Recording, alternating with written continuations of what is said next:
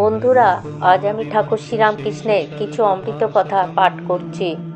যদি আপনাদের ভালো লেগে থাকে তাহলে আমার চ্যানেলটি আপনারা সাবস্ক্রাইব করে দেবেন। মনমোহন মিত্র বলছেন, ঠাকুর আমাদের বলছেন সংসার ধোঁকার টাকি। তারপরে ঠাকুর বলছেন, কেমন জানো, সংসারে মজা আছে বটে, কিন্তু উপভোগ করতে জানা চাই। তারপরে ঠাকুর বলছেন, দেখো, ভগবানের সঙ্গে সর্বদা থাকবার চেষ্টা করবে, তাহলে আর কোনো বিঘ্ন ঘটবে না। তাহাতে প্রাণ মন সমর্পণ করার নাম সঙ্গে থাকা, সর্বদা তাকে স্মরণ মনন করবে। সংসারে নানা প্রকার বিভীষিকা আছে, মন কলুষিত করবার, ভাব বিকৃতি করবার অসংখ্য কারণ আছে, কিন্তু ভগবানে মন রাখতে পারলে সমুদয় বিপদ বিদরিত হওয়া যায়। ভগবানের নামে অতুলনীয় শক্তি, তোমরা সন্ধ্যাবেলায় সেই নাম করবে। মনমোহন মিত্র বলছেন, আমরা বললাম, তাহাকে ডাকলে কি তিনি আমাদের কথার উত্তর দেবেন? এই কথা বলা মাত্র ঠাকুর প্রেমমত্ত হয়ে বলে উঠলেন, কি, তাহাকে ডাকলে তিনি উত্তর দেবেন না? তিনি অন্তর্যামী, সর্বব্যাপী, তোমার কথাটি তাহার কর্ণগোচর হবে না? এ কথা কোন সাহসে বললে? তোমাদের বিশ্বাস নেই, সেই জন্য সর্বশক্তিমানের কাজে তোমরা সন্দেহ করছো। আমরা পুনরায় বললাম, প্রভু, আমাদের অপরাধ করবেন না, আমরা অতিশয় মূর্খ, কখনো ধর্মগ্রন্থ পাঠ করিনি, কোনো ধর্মচর্চা করিনি, ঈশ্বর তত্ত্ব জানব কী রূপে? আমরা জিজ্ঞাসা করলাম, প্রভু, অনুরাগ হয় কী রূপে? ঠাকুর হেসে বললেন, ক্ষুধা পিপাসা যেমন আপনি সময়ে উদয় হয়, অনুরাগও তেমনি আপনি উদয় হয়ে থাকে। সকলেই সময় সাপেক্ষ। মনে করলেই যেমন ক্ষুধার উদয় হয় না, তেমনি অনুরাগ হোক বললেই অনুরাগ হয় না। ভগবানের প্রয়োজন বোধ করলে তাহার প্রতি আপনি অনুরাগ জন্মায়।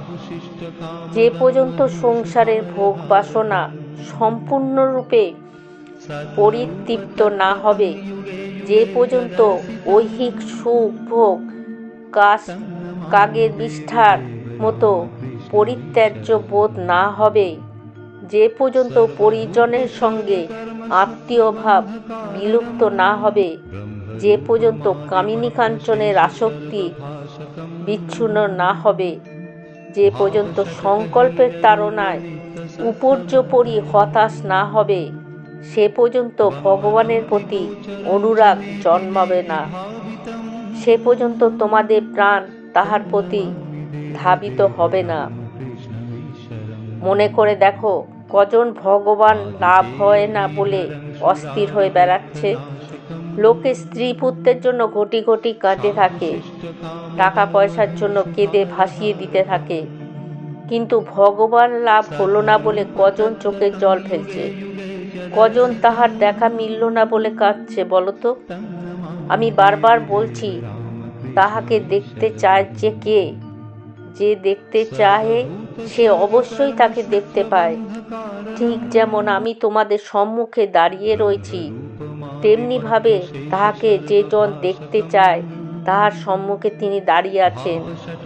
একবার ভগবান বলে কাঁদো দেখি, একবার প্রাণপতি বলে কাঁদো দেখি, দেখতে পাও কি না?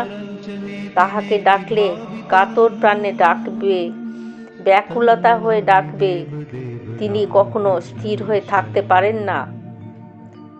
আমরা পুনরায় বললাম, প্রভু, ব্যাকুলতা যে আসে না। তিনি অমনি গম্ভীর স্বরে বললেন, এখন তোমাদের ভাব হৃদয়ের কিরূপ? এই কথা বলবার মাত্র আমাদের বক্ষের ভিতর কি এক প্রকার ভাবের উদ্বেগ হলো। আমরা তৎক্ষণাৎ চিৎকারপূর্বক প্রভুর পাদপদ্ম জড়িয়ে ধরলাম। ঠাকুর সমাধিস্থ হয়ে গেলেন।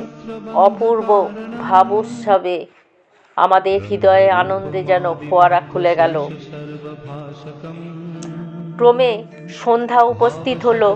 গৃহে ফিরে আসতে হবে এই কথা স্মরণ হওয়া মাত্রই ব্যাকুলতা হয়ে পড়ল। বললাম, আমরা আপনার শরণাগত, আমাদের সব ভার আপনি গ্রহণ করুন। ঠাকুর তখনও চুপ করে রইলেন। এমন সময় ঠাকুর ভাবাবেশে বলছেন, ওগো বাবুরা শোনো, কেমন করে জ্ঞান লাভ করবে, কেমন করে ভগবানের সঙ্গে সাক্ষাৎ হবে, এই মনে করে যে কেহ এখানে আসবে তাহারই মনোরথ পূর্ণ হবে। আমি পুনরায় বলছি, তাহারই মনোরথ পূর্ণ হবে। 1881 খ্রিস্টাব্দে শ্রীরামকৃষ্ণদেবের জন্মতিথির দিন প্রথম শ্রীরামকৃষ্ণের জন্ম উৎসব পালন করা হয়। আমরা সেই দিন কয়েকজন বন্ধুবান্ধব মিলিত হয়ে দক্ষিণেশ্বরে পঞ্চবটিতে শ্রীরামকৃষ্ণর উৎসব করি। ঠাকুর ভাবে প্রেমে মাতোয়ারা হয়ে সিংহ বিক্রমের মতো তালে তালে নৃত্য করতে লাগলেন। ক্ষণে জ্ঞান, ক্ষণে অচেতন হয়ে পড়তে লাগলেন। দদ্দরিত প্রেমাশ্রু দুই গাল বেয়ে পড়তে লাগলো। আমরাও আনন্দে বিহ্বল হয়ে তাহাকে বেষ্টন করে নাচতে লাগলাম। কলের পুত্তলিকার ন্যায় বাহ্য জ্ঞান শূন্য হয়ে তালে তালে নাচতে লাগলাম। হরি নামের জয়ধ্বনিতে দিক সকল বিকম্পিত হতে লাগলো। প্রাণের উৎসাহ সূচক ভাব কোটিগুণ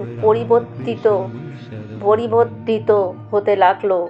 কেউ ঊর্ধ্ববাহু, কেহ করতালি দিয়ে, কেউ লম্পে ঝম্পে নৃত্য করতে লাগলো। কেউ ভাবে প্রেমে বিগলিত হয়ে ভূতলশায়ী হইলেন। কেহ মাতোয়ারা হয়ে হাসতে হাসতে অন্য ভক্তের গায়ে ঢলে পড়লেন। কেহ উচ্চ ক্রন্দন করে পরক্ষণেই অট্টহাসি করতে লাগলেন।